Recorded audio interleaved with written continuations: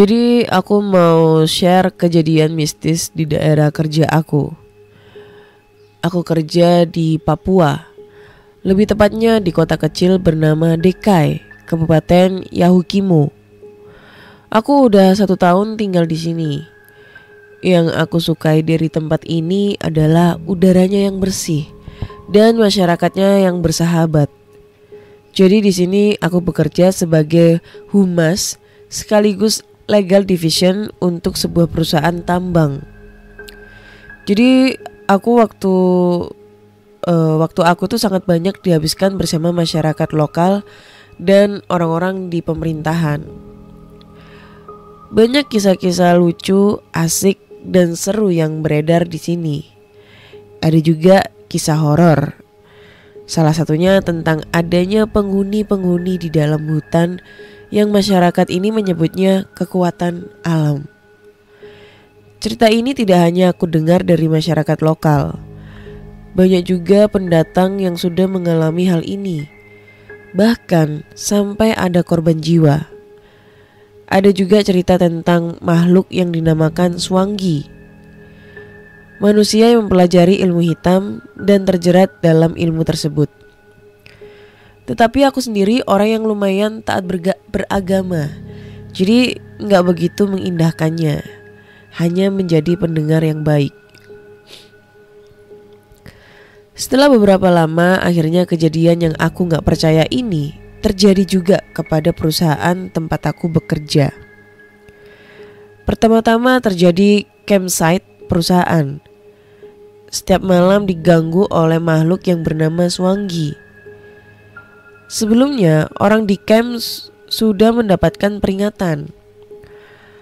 Makhluk tersebut mendatangi camp dengan wujud wanita Papua tua dengan pakaian lusuh dan mata merah. Akan tetapi beberapa pekerja lokal tidak mengindahkan peringatan tersebut, bahkan mengusir makhluk itu. Alhasil di malam yang gelap gulita, karena di tengah hutan, generator kami tiba-tiba mati. Setelah beberapa mekanik mengecek, ternyata tidak ada apa-apa. Semuanya normal dan bensin pun masih penuh. Lalu beberapa orang lokal mulai berasumsi tentang Swanggi yang datang sebelumnya.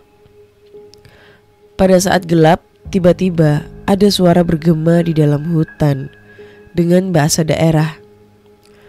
Lalu sebagian orang lokal lari meninggalkan camp kami.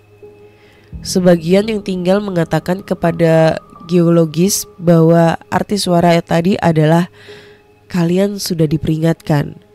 Maka malam ini kalian tidak akan beristirahat dengan tenang. Karena helikopter untuk evakuasi baru bisa terbang besok pagi untuk menjemput mereka, maka mereka hanya bisa bertahan saja. Ketika hampir pagi, koki masak di camp hendak memasak beberapa ayam yang dibawa dari kota. Terjadi lagi sebuah kejadian aneh yang mengakibatkan koki cedera. Pohon yang sangat besar yang berada di depan pohon rubuh dan menimpa camp dapur yang mengakibatkan kerusakan total. Bahkan ayam hidup yang ingin dimasak mati tertimpa. Yang lebih aneh lagi adalah ketika darah ayam yang mati itu tiba-tiba terserap oleh pohon yang menimpa dapur. Tak lama kemudian, heli datang melakukan evakuasi. Kejadian kedua adalah ada orang Jawa yang tiba-tiba menghilang dari campsite yang lain. Orang tersebut sedang berusaha ke sungai untuk mandi. Ketika dicari, orang itu menghilang di sekitar batu besar yang ada di sungai. Kami melakukan pencarian menyisir daerah sungai menuju 4 arah mata angin selama 2 hari. Hasilnya nihil. Bahkan dalam tim pencari ada orang yang terluka akibat dilempar batu. Tapi kami tidak menemukan ada orang yang melempar dan kami pun putus asa.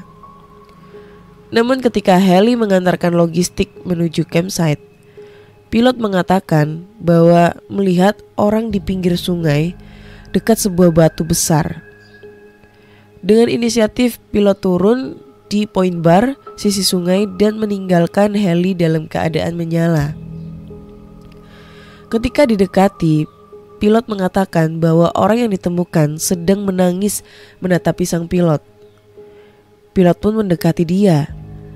Ketika dipegang, orang itu langsung memeluk pilot sambil menangis.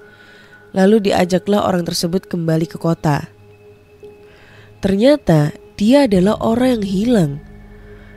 Orang itu mengatakan ketika habis mandi dia bertemu orang tua yang hanya memakai koteka tapi bisa berbahasa Indonesia dengan lancar. Tidak tahu kenapa orang hilang ini langsung tertuduk dan tidak bisa berdiri, dan orang tua itu mengkehendaki dia untuk tetap tinggal mendengarkan cerita dia. Ketika sudah siang, dia melihat beberapa orang yang mencari dan meneriaki namanya, tapi orang ini tidak bisa membuka mulutnya. Bahkan ketika tim evakuasi mendekat, tidak ada yang melihatnya karena dia tidak bisa berdiri. Dia melemparkan batu kepada anggota tim, tetapi ketika menengok orang yang dilempar, seolah-olah tidak bisa melihat dia. Sampai ketika pagi hari, orang tua tersebut menghilang dan heli datang menjemput. Itulah cerita yang ingin aku share. Ya maaf kalau cerita kali ini jelek, karena ini adalah pengalaman aku pada saat kejadian horor di Papua. Dan pengalaman ini sebenarnya belum aku bisa nalar secara nyata, tapi aku masih berpikiran secara logika. Semoga cerita dari aku bisa menghibur teman-teman semuanya. Bye-bye.